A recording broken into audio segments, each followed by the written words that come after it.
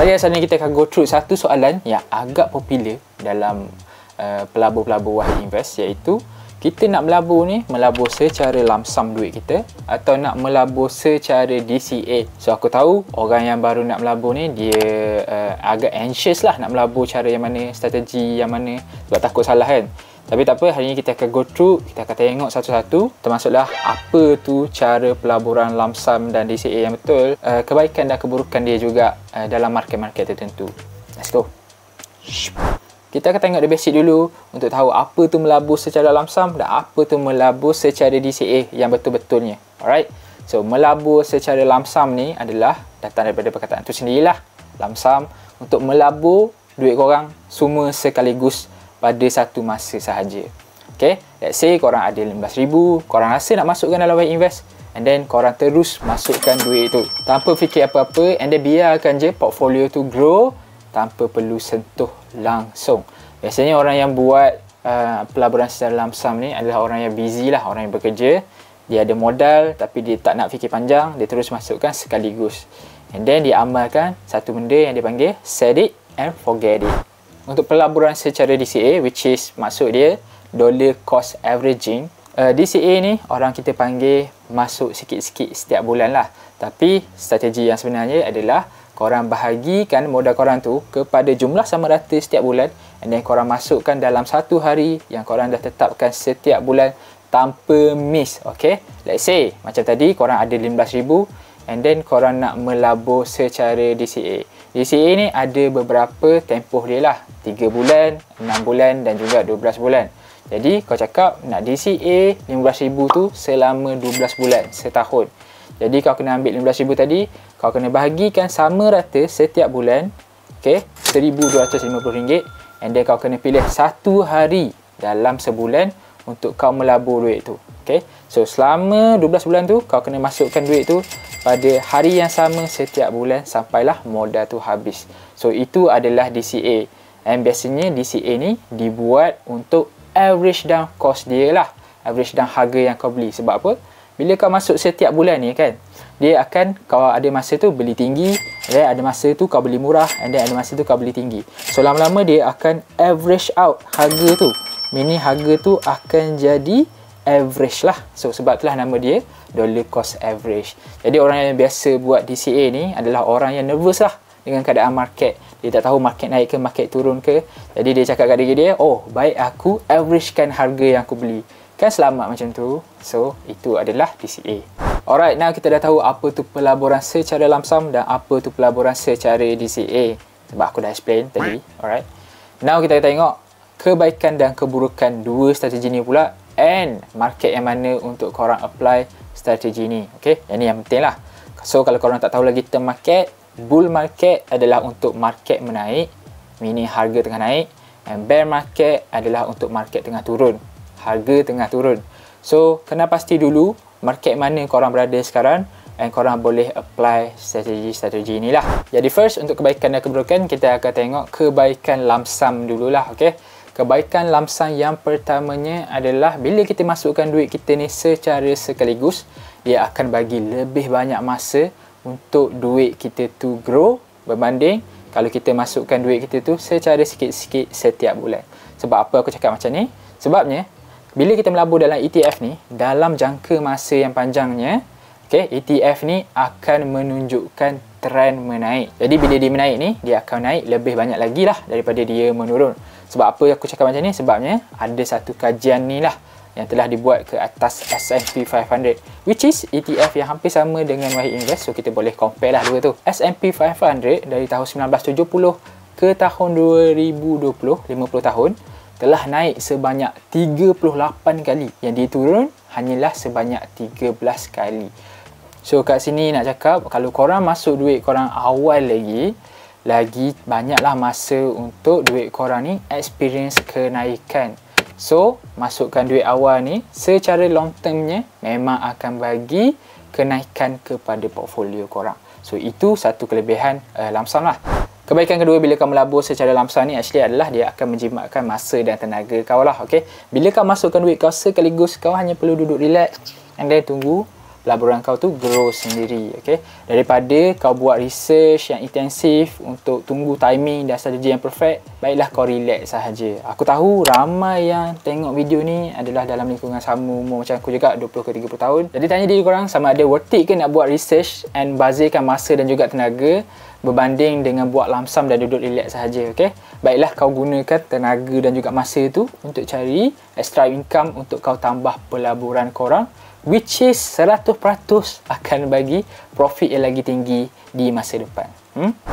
Alright, now kita akan tengok keburukan bila melabur secara lamsam.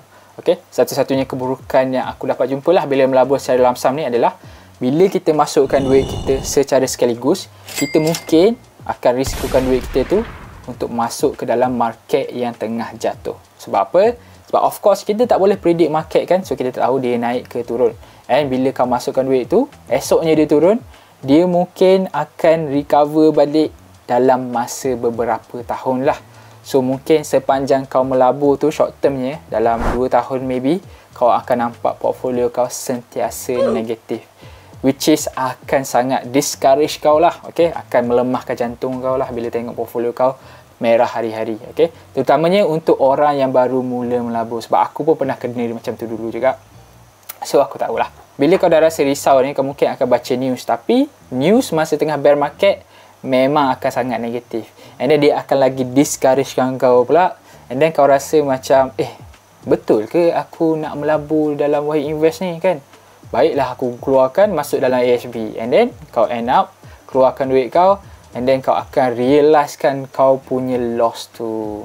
Sebab itulah aku cakap bila kita nak melabur dalam Wahid ni, which is ETF jugalah untuk US stock portfolio, kau kena set target kau untuk jangka masa yang panjang jugalah, maybe 3 ke 4 tahun. Yang paling idealnya 10 tahun lah. Sebabnya kita nak long term profit, bukan short term profit. Okay? Jadi kalau mana yang negatif sekarang, aku recommendkan untuk korang tengok graf Wahid, and then korang zoom out sikit. Okay? Tengok apa yang berlaku lepas crash. Biasanya lepas crash dia terus akan shoot ke all time high lah, and then portfolio korang akan jadi positif masa tu.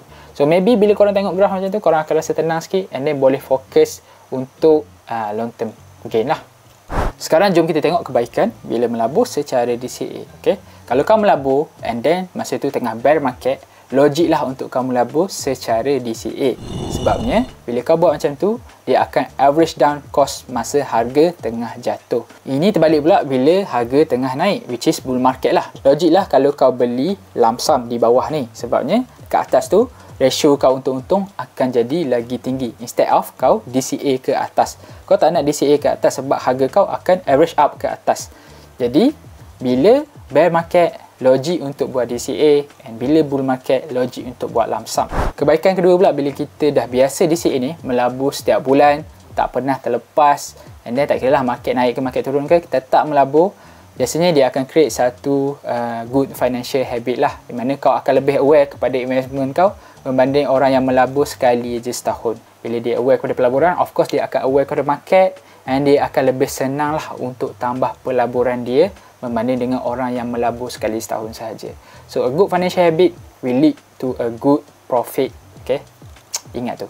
Okay, now kita akan cakap pasal keburukan bila kau melabur secara DCA, which is ada dua lah. Okay, the first one is bila kau melabur secara DCA ni, dia tidak akan eliminate 100% risiko kau dalam pelaburan. Sebab apa? Bila kita melabur secara sikit-sikit ni, maybe kita akan fikir, oh kita akan averagekan harga tu, so maybe kita akan selamat lah dalam pelaburan yang tengah bear market. Tapi in reality, market boleh buat upturn bila-bila. Alright, biar aku bagi contoh. Contohnya, korang tengah DCA selama 12 bulan kan. Dalam 6 bulan pertama tu, harga market tengah turun. So, korang DCA. Tapi, pada bulan ke-6, market buat upturn. Dia bounce ke atas. Jadi, lagi 6 bulan balance DCA kau tu, kau akan DCA ke atas. DCA kita tak boleh tinggalkan. So, kau akan kena DCA ke atas juga. Segala risiko, kau tetap kena bear sendiri. Yang keduanya, kalau nak dibandingkan dengan pelaburan secara lamsam, orang yang jenis set it and forget it tu, pelaburan secara DCA ni perlukan mental yang kuat lah. Sebab apa? Sebab pelabur DCA ni tahu bila dia masuk market, market tengah drop. So, apa cara yang dibuat sekalipun, portfolio dia tetap akan negatif dalam short term. So, dia akan tengok portfolio merah sepanjang masa. Okey, ni mungkin akan efek mental dia lah. Kalau market tengah naik dengan cepat pula, orang yang buat DCA ni mungkin akan fikir, oh dia perlu tunggu harga jatuh dulu baru boleh dia sambung buat DCA. Tapi in the end, modal yang dia sepatutnya laburkan ikut jadual yang telah ditetapkan ni tak dilaburkan sepenuhnya. Jadi DCA dia tu boleh dianggap sebagai gagal. In the worst case scenario, orang yang buat DCA ni tak mampu stick to the plan langsung, and then modal yang sepatutnya dia laburkan tu dia tak laburkan langsung, and then dia gunakan untuk perbelanjaan lain. Okey, kita dah tengok kebaikan dan keburukan melabur secara DCA dan juga lump sum. Sekarang kita nak tahu apa yang sebenarnya better untuk kau gunakan dalam Wahid Invest. Aku cakap ni berdasarkan pengalaman aku sendirilah. Telah guna Wahid Invest selama 3 tahun. Jadi aku telah buat dua-dua strategi tadi, lump sum dan juga DCA. Tapi yang aku paling prefer sekali adalah DCA lah, sebab dia create good financial habit untuk aku masukkan duit aku setiap bulan.